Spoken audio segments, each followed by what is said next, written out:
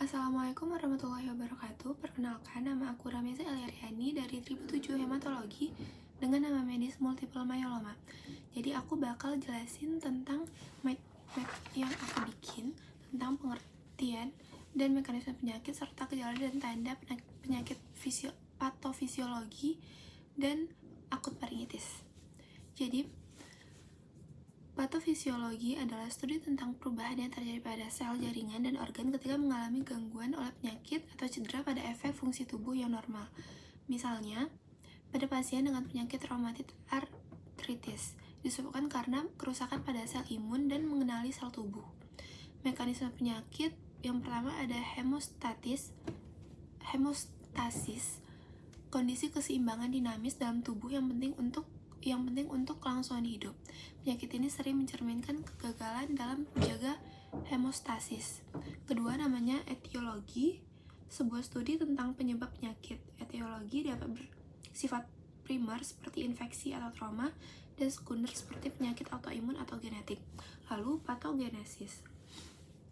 Patogenesis mekanisme alur atau perkembangan penyakit dari paparan agen patogen hingga timbulnya gejala klinis.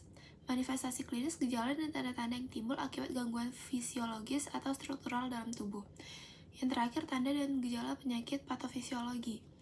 Yang pertama yaitu demam tinggi, menggigil dan berkeringat. Yang kedua, sesak nafas atau nafas cepat terutama pada melakukan suatu aktivitas. Yang ketiga, nyeri dada terutama pada batuk dan menarik nafas dalam. Yang keempat, batuk bisa kering atau berdahak. Setelah itu, penyakit akut faringitis. Akut faringitis yaitu peradangan pada tenggorokan atau faring yang biasanya disebabkan oleh infeksi virus atau bakteri. Kondisi ini ditandai dengan sakit tenggorokan terutama pada saat menelan atau berbicara. Dan bisa disertai gejala lain seperti demam, sakit kepala, dan nyeri otot.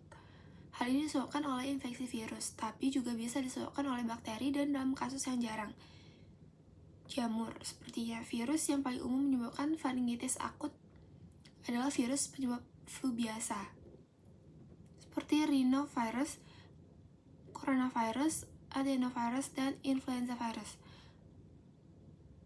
Bakteri seperti Streptococcus grup A juga bisa menjadi penyebab terutama pada anak-anak dan remaja. Setelah itu, cara pencegahan penyakit akut faringitis. Penyakit faringitis utama adalah cara mencegahnya dengan menjaga kebersihan diri dan sekitar. Faringitis merupakan kondisi serius dan sering terjadi secara bersamaan dengan pilek dan flu. Faringitis yang terjadi karena virus dapat sembuh dengan sendirinya dalam beberapa minggu, akan tetapi faringitis yang akibat bakteri biasanya memerlukan antibiotik atau konsultasi ke dokter. Komplikasi penyakit faringitis dapat berupa demam rematik. Meskipun kondisi ini jarang terjadi, akan tetapi jika kita mengalami faringitis, memiliki gejala yang parah, sebaiknya kita konsultasi ke dokter. Mempraktikkan kebersihan yang benar, menutup mulut dan hidung ketika batuk, serta menghindari asap rokok dapat mencegah penyakit kuman atau bakteri penyebab penyakit faringitis.